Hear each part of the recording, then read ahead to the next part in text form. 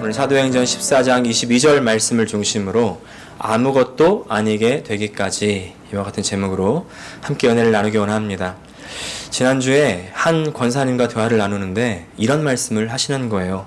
목사님, 하나님께서는 기도하면 다 이루어 주신다고 했는데 왜 내 기도에 응답하지 않으십니까? 이러시는 겁니다. 하나님 전능하지 않으세요? 하나님 다 할 수 있지 않으신가요? 여러분, 이런 의문을 신앙인이라면 다 한 번씩은 가졌을 것이고 지금 이 순간에도 이런 의문을 가지고 있는 분 계실 겁니다. 하나님께서는 전능하신데 왜 나의 고난을, 나의 고통을 없애주시지 않는가? 이런 의문은 지금 우리뿐만이 아니라 모든 세대의 신앙인들이 끊임없이 가졌던 의문이죠. 또 이 질문과 더불어 우리가 가장 좋아하는 말씀, 성경 구절 중에 이런 구절도 있습니다. 빌립보서 4장 13절 말씀 같이 읽을까요? 시작. 내게 능력 주시는 자 안에서 내가 모든 것을 할 수 있느니라. 아멘. 이 말씀, 아멘도 역시 세게 나오는데 할 수 있다, 하면 된다, 이런 아주 긍정적인 마인드를 갖는 것이 마치 진짜 신앙인인 것처럼 착각하게 만드는 신앙의 기조도 있었습니다. 네, 말씀 잘 들으셔야 돼요. 이것이 바로 하나님은 전능하시다, 그런 문장에 대한 오해로부터 비롯되는 겁니다. 우리는요, 우리가 고난을 만나게 되는 그때에 하나님의 전능하심을 사용해서 그 고통스러운 일을 벗어나고 싶은데, 근데 하나님께서는 아무 때나 그 하나님의 전능하심을 말씀하시는 게 아닙니다. 하나님께서 하나님의 전능하심을 말씀하시는 때가 있다는 것을 아십니까? 제가 교제하는 한 목사님께서 이런 말씀을 하세요. 마가복음 10장 27절을 보면 이런 말씀 나옵니다. 예수께서 그들을 보시며 이르시되 사람으로는 할 수 없으되 하나님으로는 그렇지 아니하니 하나님으로서는 다 하실 수 있느니라. 너무 멋진 말 아닙니까? 벌써 아멘도 크게 나오잖아요. 네. 아멘 크게 하라고 말씀드리는 건 아닌데, 하나님, 우리는 못하지만 하나님께서는 다 하실 수 있으니 하나님 좀 고쳐주세요, 하나님 좀 해결해주세요, 이렇게 우리가 쉽게 기도할 수 있는데, 물론 이렇게 기도하는 것이 잘못된 거 전혀 아니죠. 우리가 기도해야 되는데, 우리가 성경을 읽을 때 이런 구절이 왜 나오게 되었는지를 잘 보면은 적용이 쉽습니다. 지금 이 구절이요, 예수님께서 제자들에게 하시는 말씀인데, 지금 이 구절이 나오기 바로 전에 어떤 일이 있었냐면은 아주 유명한 장면입니다. 뭐냐면 한 부자 청년이 예수님께 와가지고 어떻게 하면 영생을 얻겠습니까? 라고 묻습니다. 그러니까 예수님께서 하시는 말씀이 그 하나님의 계명을 다 지켜라, 하나님 말씀대로 살아라, 이렇게 말씀하셨어요. 그러니까 하는 말이 자기가 어려서부터 하나님 말씀을 다 지켰습니다, 이러는 겁니다. 그랬더니 예수님께서 근데 한 가지 부족한 것이 있다, 이러고서는 뭐라고 말씀하시죠? 네가 가지고 있는 것을 다 팔아가지고 가난한 자들에게 주고 너는 나를 따르라, 이렇게 말씀하십니다. 그랬더니 그 부자 청년이 어떻게 됐어요? 근심하여. 왜 근심해요? 재물이 많아서 근심해서 돌아갔다고 했습니다. 이제 그렇게 가는 청년의 뒷모습을 바라보시면서 예수님께서 제자들에게 이렇게 말씀하세요. 부자가 하나님 나라에 들어가기가 심히 어렵다, 그러십니다. 그러니까 제자들이 이 말씀에 놀랐다고 했습니다. 왜 놀랐냐면은 지금 생각해보면 우리가 지금 생각할 때 부자가 하나님 나라에 들어가기가 어렵다, 이 말을 이해하기가 쉽습니다. 왜 쉬워요? 왜냐면 누가 부자가 됩니까? 조금 탐욕스럽고 조금 욕심이 많고 뭔가 돈을 벌기 위해서 악착 같은 그런 사람들을 우리가 떠올리니까 뭔가 부자가 하나님 나라 들어가기 어렵지 않나? 이런 생각을 우리가 드는 거죠. 근데 그때는 어떤 때냐면, 이 부자는 어떤 사람들이 되냐면 하나님의 복을 받은 사람들이 부자가 된다고 생각을 했어요. 그러니까 이 부자들은 하나님의 복을 받은 사람들인데 부자가 하나님 나라에 들어가기 어렵다고? 제자들이 놀라게 되는 겁니다. 아니, 부자가 하나님 나라에 들어가지 못한다니, 복은 받은 사람들인데 도대체 누가 들어가는 거야? 놀라는 거죠. 왜 부자가 하나님 나라에 들어갈 수 없습니까? 아까 우리가 생각하는 그런 어떤 생각의 성향들을 말씀드렸지만 사실 우리는 이제 알고 있죠. 왜 부자에게 재물이란 아주 소중한 것이기 때문에. 저 부자 청년도 재물이 하나님보다, 하나님 나라보다는 조금 더 소중했기 때문에 나눠주라니까 근심해서 떠나간 거 아니겠습니까? 그러니까 부자인 사람들이 하나님 나라에 들어가는 게 낙타가 바늘귀에 들어가는 것보다 좀 더 어렵다. 낙타가 바늘귀로 들어가는 게 또 쉽다. 이런 말씀을 이제 예수님께서 하신 것이죠. 그리고 나서 이때 예수님께서 전능하심에 대해서 말씀하시는 겁니다. 그리고 나서 예수께서 그들을 보시며 이르시되 사람으로서는 할 수 없으되 하나님으로는 그렇지 아니하니 하나님으로서는 다 하실 수 있느니라. 다 하실 수 있다. 다 가능하시다. 전능하시다. 여기서 지금 하나님의 전능하심을 예수님께서는 어떤 때 쓰시냐면 바로 사람을 구원할 때 쓰시는 겁니다. 부자를 천국에 들어가게 하는 것, 부자를 구원하는 것이 낙타가 바늘귀에 들어가는 것처럼 불가능한 일이지만, 사람으로서는 절대 할 수 없는 일이지만은, 그러나 하나님께서는 하신다. 할렐루야. 그러니까 하나님의 전능하심은 어느 때 이루어지는 거예요?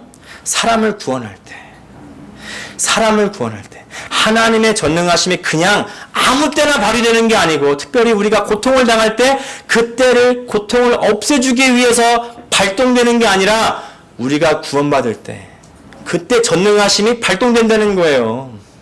자, 그랬더니 베드로가 예수님께 이렇게 대답을 하는 거죠. 예수님, 우리들 지금 제자들은 이미 다 버리고 예수님 따르지 않았습니까? 이렇게 말합니다. 자, 이게 무슨 말이냐면은 다른 사람들은 몰라도 우리 제자들은 천국 가지 않겠습니까? 그런 말이죠. 그랬더니 예수님께서 마가복음 10장 29절 30절에서 이렇게 말씀하십니다. 예수께서 이르시되 내가 진실로 너에게 이르노니 나와 복음을 위하여 집이나 형제나 자매나 어머니나 아버지나 자식이나 전토를 벌인 자는 현세에 있어 집과 형제와 자매와 어머니와 자식과 전토를 100배나 받되 박해를 겸하여 받고 내세의 영생을 받지 못할 자가 없느니라. 자, 지금 제자들이라고 다 그냥 구원받는 게 아니다. 조건이 있다. 무슨 조건이냐면, 누가 구원을 받냐면 예수님과 복음을 위해서 버리는 사람들인데, 어디까지 버려야 되냐면 아까 부자 청년 재물을 버려야 됐죠. 집, 재산, 그리고 형제, 부모님, 자식까지 버리는 사람들이 바로 구원을 받는다. 지금 제자들이요, 사실은 예수님 따라가라고 말씀하실 때 다 버린 사람들이잖아요. 아버지 버렸고 자기 직업 버리고 따라가는 사람들이었지 않습니까? 근데 왜 또 이런 말씀을 하세요? 제자들에게 또 버릴 게 있다고 말씀하시는 거죠. 뭘 버려야 될까요? 제자들 그 뒤에 보면은 높아지고 싶은 마음이 있어요. 인정받고 싶은 마음이 있습니다. 능력이 많아지고 싶은 그런 마음이 있습니다. 제자들이 나중에 막 더 올라가려고, 더 인정받으려고 다투는 그런 장면들을 우리가 알게 되는데, 이것들을 버려야 된다는 겁니다. 여러분, 이런 맥락에서 우리 혹시 부자 아닙니까? 어떤 부자? 예수님을 따른다고 하면서 내 안에 하나님을, 나라를 위해서 버리지 못하고 있는 그런 마음의 것들, 자녀, 내 사업 잘 되는 거, 또 하나님보다 내가 갖고 있는 이 지금 프로젝트가 더 잘 돼야 되고, 사람들에게 인정받는 것이 더 잘 돼야 되고, 그런 것들이 있지 않냐는 거예요. 저도요, 지금 베드로와 같은 이런 이야기를 하나님 앞에 올려드린 적이 있어요. 겉으로는 겸손한 척 하죠. 근데 속으로는, 하나님, 나 같은 사람이 천국 못 가면 누가 갑니까? 저요, 어릴 때부터 주님 앞에 주님의 길 간다고 서원했고, 어릴 때 주일학교 때부터 막 교회 엘리트로 자랐고, 하나님 말씀대로 살려고 노력했던 사람. 그래서 세상 노래도 안 듣고, 세상 영화도 안 보고, 여행도 안 가고. 왜 여행 안 갔어요? 주일 지켜야 되니까. 다른 사람 다 여행 가는데 주일 지켜야 되니까 여행도 안 갔어요. 또 신학교 갔습니다. 전도사 됐습니다. 아니, 하나님, 나 같은 사람이 천국 안 가면 누가 가겠습니까? 라는 교만이 어느샌가 내 안에 있는 거예요. 근데 전혀 모르고 나는 잘났다고 살고 있는 건데, 그 실체를 언제 깨닫게 되냐면, 제가 전도사 내려놓고 사역 접고 제가 결혼해 보려고 보스턴으로 갈 때 찾는 거예요. 제 실체를. 여러분, 우리가 무엇을 위해서 어떤 거를 버리는지를 알면은 내가 정말 누구를 따르는지를 알 수가 있습니다. 내가 무엇을 버리는지를 보면은 내가 무엇을 따르고 있는지를 알 수가 있는 거예요. 제가 결혼을 위해서 사역도 접고 하나님도 접을 수 있는 사람이었던 겁니다. 여러분, 무엇을 버리고 계세요? 무엇을 희생하고 계십니까? 그리고 무엇을 버리고 무엇을 희생하면서까지 어떤 걸 쫓아가고 계세요? 점검해 보셔야 됩니다.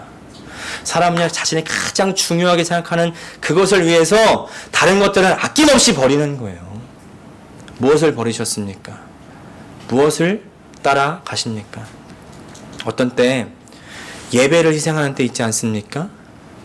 기도를 잠깐 접어놓는 때 있지 않아요? 예. 또 어떤 때는요, 찬양을 접어놓는 때가 있어요. 나의 개인 묵상을 접어놓는 때가 있는 겁니다. 무엇을 위해서? 아침에 좀 더 자기 위해서, 친구를 만나기 위해서, 다른 사람들의 관계를 위해서, 또 나의 어떤 욕구를 위해서 그런 신앙의 것들을, 하나님에 관한 것들을 잠깐 접어놓을 때가 있습니다. 근데 그때 하나님의 전능하심이 개입되는 겁니다. 하나님이 제 인생에 어떻게 개입하셨냐면요, 제 인생에 우울증을 허락하시는 걸로 개입하시는 거예요. 이미 우리 성도들 다 들으셨죠? 제가 결혼해 보려고 보스턴으로 딱 가니까 제 안에 큰 죄책감이 엄습하는 겁니다. 내가 하나님을 저버리지 않았나, 내가 하나님 배신하지 않았나. 그러면서 이제 그 전에 교제했던 자매 다 무참히 헤어지게 되고 입맛도 없어져요. 밥을 안 먹게 됩니다. 하루 이틀 안 먹는 건 문제도 아니고 일주일에 한 달 동안 안 먹어도 별로 배도 안 고파요. 또 뜬 눈으로 밤을 지새웁니다. 잠도 안 와요. 의욕이 사라지고 무기력하고. 제가 상담을 공부해 보니까 이게 진짜 우울증이라는 걸 알잖아요. 그러니까 안 죽으려고 하루에 한 숟갈씩 간신히 먹었습니다. 근데 먹어도 이게 모래 씹는 것 같아요.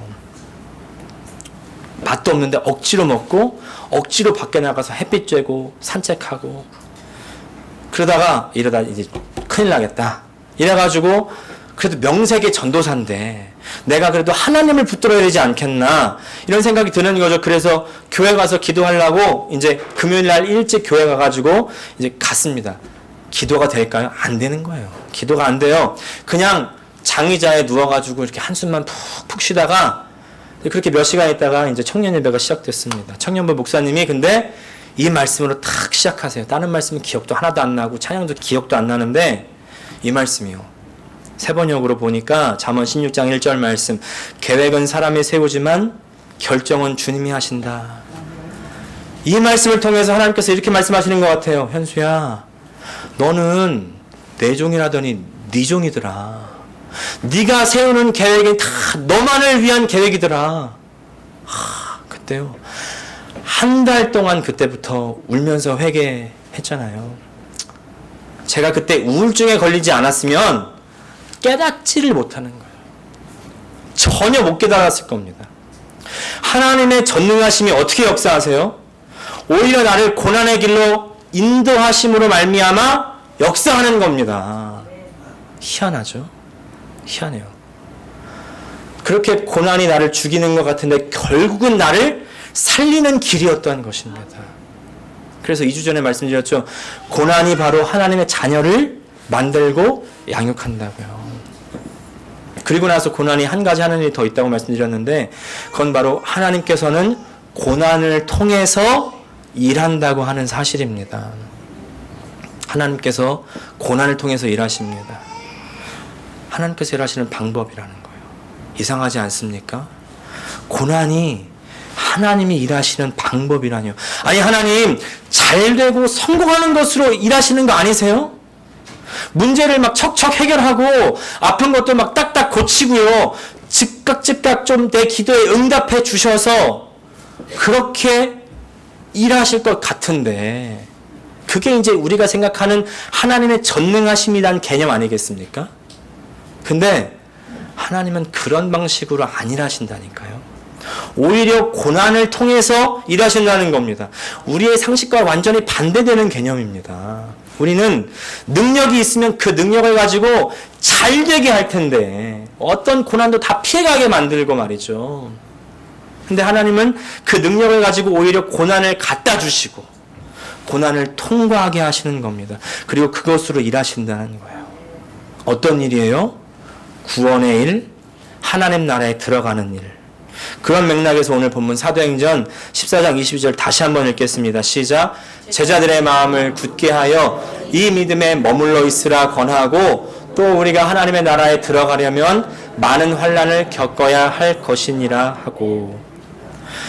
아니 하나님의 나라가 얼마나 영광스러운데 그 하나님의 나라에 들어가려면 어떻게 환난을 겪어요. 하나님의 전능하심으로 그냥 나를 여기서부터 딱 옮겨가지고 거기에 딱 들어가게 입성시켜 주셔야 되지 않겠습니까? 이게 우리의 생각이잖아요. 근데 하나님은 환난, 고난이 있어야 하나님 나라에 들어갈 수가 있대요. 지난번에도 말씀드렸지만 바울이 처음 예수 믿을 때 하나님께서 아나니아를 통해서 이렇게 말씀하시잖아요.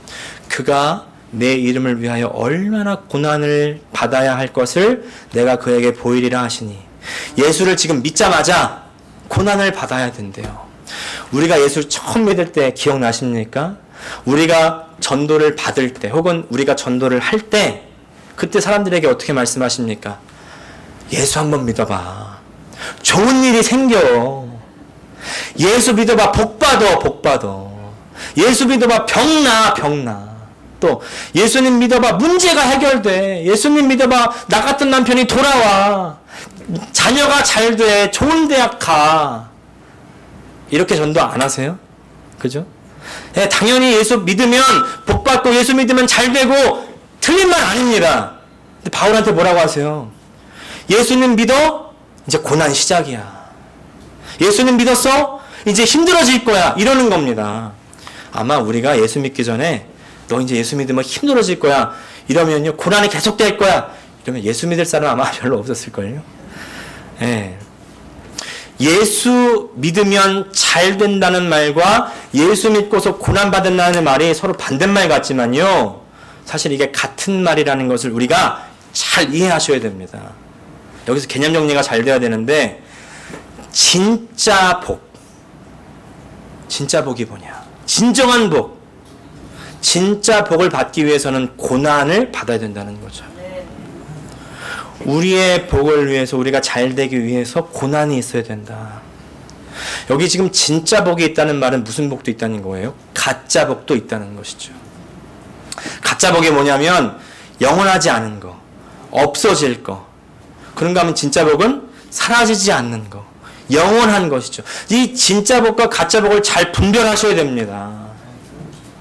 사라질 것과 사라지지 않을 것을 잘 분별하셔야 돼요. 그리고 고난은 우리에게 그것을 분별할 수 있는 시야를 허락해 주는 것입니다. 다시 말하면 하나님께서 고난을 통해서 일하심으로 말미암아 우리가 사라질 것과 사라지지 않을 것을 분별할 수 있는 능력을 주시는 것입니다. 우리가 고난을 겪어보니까 어때요? 내가 돈이 전부인 줄 알고 살았는데 돈으로 안 되는 게 있구나. 내가 내 친구 관계 정말 중요하다고 생각했는데 정말 고난을 겪어보니까 어때요? 친구 관계가 나를 구원해 줄 수가 없구나.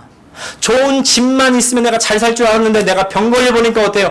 집이 다 소용이 없구나. 아니겠습니까? 이것을 분별할 수 있어야 우리가 진짜 신앙이 있다고 말할 수 있는 거죠. 이것을 분별하지 못하면요, 우리가 아무리 교회를 30년, 40년, 50년, 60년을 다녀도 진짜 영적인 것을 모르는 사람입니다. 영적인 체험이 없는 사람입니다. 이 사람은 하나님을 모른다고까지 얘기할 수가 있어요. 창세기 5장을 보면은 아담의 계보가 있습니다. 이것은 아담의 계보를 적은 책이니라.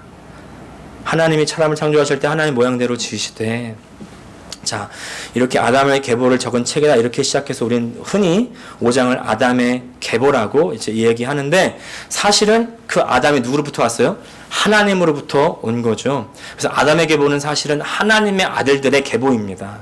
자, 이 하나님의 아들들의 계보가 아담으로부터 시작해서 계속 낳고 죽고 낳고 죽고를 반복합니다. 근데 중간에 다 낳고 죽는데 낳고 죽지 않는 한 사람이 등장을 합니다. 누굴까요? 에녹입니다. 에녹. 24절 같이 한번 읽겠습니다. 시작. 에녹이 하나님과 동행하더니 하나님이 그를 데려가심으로 세상에 있지 아니하였더라. 우리가 많이 읽었고 친숙한 구절이죠. 이 구절 어떻게 읽고 계십니까? 에녹이 하나님과 동행했는데 하나님이 에녹을 천국으로 데려가셔서 에녹이 죽음을 보지 않았다. 마치 엘리야를 승천시켜셨던 것처럼 우리가 그렇게 이해하고 있지 않습니까? 네, 충분히 그렇게 이해할 수 있죠. 근데 이번에 제가 아는 한 감독님하고 얘기를 하는데 이런 묵상을 나누시는 거예요. 굉장히 공감이 되는데 같이 나눠보겠습니다. 이때 성경 말씀에요. 세상에 있지 아니하였더라 이렇게 말씀합니다. 이때 쓰인 히브리어 단어는 아인입니다. 아인. 그것은 없다. 존재하지 않는다. 아무것도 아니다 라는 뜻입니다. 이것이 물론 이제 하늘로 올라가서 이 세상에서 물리적으로 없어졌다라는 얘기도 될 수 있지만 철저히 영적으로 자기 존재가 사라진 영적인 상태를 의미할 수 있지 않겠냐는 겁니다. 제가요 이분의 인사이트에 굉장히 공감이 됐습니다. 지금 에녹이 이제 하나님과 동행했다 이렇게 했는데 길을 가는 것이죠. 근데 길을 간다는 게 하나님을 따라갔다는 거고 하나님과 함께 갔다는 것입니다. 마치 예수님께서 제자들을 불러가지고 제자들이 예수님을 따라갔고 제자들이 예수님과 함께 갔던 것 같이 지금 에녹은 하나님을 따라가고 함께 갑니다. 근데 이때 지금 예수님을 따라갔던 제자들이 다 어떤 길을 갔습니까? 예수님께서 어떻게 말씀하세요? 나의 십자가를 지고 따라오라. 지금 예수님께서 지셨던 그 십자가의 길을 따라가는 것이죠. 그래서 예수님께서는 다 자기를 부인하고 나를 따르라 이렇게 말씀하시죠. 우리 마태복음 16장 24절 같이 읽겠습니다. 시작. 이에 예수께서 제자들에게 이르시되 누구든지 나를 따라오려거든 자기를 부인하고 자기 십자가를 지고 나를 따를 것이니라. 우리가 성경 공부 시간에 자기를 부인한다는 뜻이 어떤 뜻인지 계속 함께 나누었습니다. 내 죄된 성품을 부인하는 것, 버리는 것. 그래서 점점 없어져. 뭐가 없어집니까? 죄된 성품이. 그리고 내 안에 내가 아무것도 없어지는 것. 그래서 주님을 따르는 사람들, 주님과 동행하는 사람들은 자기가 존재했던 사람들이었는데 이제 점점점 아무것도 아닌 게 되는 사람들이에요. 그것을 보여주신 분이 바로 우리 예수님 아니겠습니까? 왜? 우리 주님이 바로 자기를 비워서 종의 형체를 가지신 분입니다. 하나님과 동등했지만 하나님과 동등됨을 취할 것으로 여기지 않았다. 그리고 자기를 비워 종의 형체를 가지사. 그게 뭐래요? 십자가의 죽으심이래요. 에녹이 하나님과 동행한다고 했을 때 하나님과 동행했으니까 모든 것이 막 룰루랄라 막 콧노래를 부르면서 그렇게 기쁘고 좋기만 했을까요? 저는 그렇지 않다고 생각합니다. 오히려 그 자신을 비우고 비우는 그런 일들의 연속이 아니었겠습니까? 어떤 사람은 그래요. 삶은 고난이다. 살아있다면 괴로운 게 당연하다. 이렇게 얘기하지만 그러나 여러분 그때 기억하십시오. 삶이 고난으로 결론 짓게 하기 위해서 고난이 있는 것이 아니라 그 고난을 통해서 하나님께서는 역사하고 계신다는 것입니다. 일하고 계십니다. 언제까지요? 자기 자신이 비워지기까지. 그리고 그 안에 하나님으로 채워지기까지. 그래서 어떻게 해요? 하나님의 나라로 데려가시기까지 일하고 계시는 것입니다. 서두에 말씀드렸던 권사님과 며칠 뒤에 또 다시 대화를 나눌 수 있는 기회가 있었습니다. 이런 말씀하시는 거예요. 자기가 병에 걸리기 전까지는 사치가 심하고 하나님을 아버지라고 불러본 적도 없다는 겁니다. 자기 목표는 뭐였냐면 비행기를 사는 거였대요.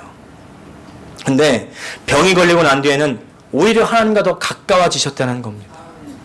오히려 더 기도가 많이 하고 더 찬송이 나오고요. 그래서 요 몇 년간 하는 기도가 자기 평생 70년 동안 했던 기도보다 더 많이 기도했대요. 네. 그래서 제가 그랬습니다. 권사님 진짜 복 받으셨네요. 그랬더니 권사님께서 눈물 흘리면서 목사님 저 진짜 복 받았어요. 그러시는 겁니다. 사랑하는 여러분, 모든 것을 다 아시고 모든 것을 하시는 전능하신 하나님께서 나 자신으로 꽉 찬 그 나를 비우는데 지금 그 능력을 사용하고 계십니다. 고난이 도구예요. 네. 여러분 지금 혹시 고난 중에 있으십니까? 그러면 하나님과 동행하고 계시는 것입니다. 그리고 하나님께서 그 고난의 끝에 이 세상에서는 더 이상 있게 하지 아니하시고 하나님 나라에 있게 하실 것입니다. 22절 말씀 다시 읽겠습니다. 시작. 제자들의 마음을 굳게 하여 이 믿음에 머물러 있으라 권하고 또 우리가 하나님의 나라에 들어가려면 많은 환난을 겪어야 할 것이라 하고 기도하겠습니다. 오늘 이 시간 한번 함께 기도할 때 하나님, 우리는 환난과 고난의 시간들을 바라볼 때 피하고 싶고 너무 힘든 것만 생각하지만 그러나 그 고난의 너머에 있는 하나님의 나라가 있다는 것을 오늘 우리가 더 깨닫게 하시고 고난 가운데 바로 우리 혼자서만 있는 것이 아니라 그 가운데 하나님께서 동행하고 계신다는 사실을 우리가 오늘 기억하게 하여 주시옵소서. 오늘 그 고난을 통하여 우리의 자신이 다 비워지게 하시고 하나님으로 더욱 채워지게 하여 주시옵소서. 다 함께 통성으로 우리 다 함께 주여 한번 부르시고 기도하시겠습니다. 하나님 우리 아버지 감사합니다. 아버지 환난과 고난이 다만 고통스러운 시간이 아니라 바로 그 고난들을 사용하여 우리를 하나님 나라로 이끄는 여정인 것을 기억합니다. 하나님 우리 아버지, 우리가 그 가운데 그 고통스러운 시간 가운데 낙심하거나 절망하여 좌절하지 않게 하여 주시고 우리를 이끄시는 그 손길을 기억하며 소망과 희망 가지고 더욱더 믿음으로 전진할 수 있게 도와주시옵소서. 믿음으로 더욱더 굳건히 서게 하여 주시옵소서. 하나님 나라에 들어가기까지 주님 전진하게 하여 주시옵소서. 예수님의 이름으로 기도합니다. 아멘.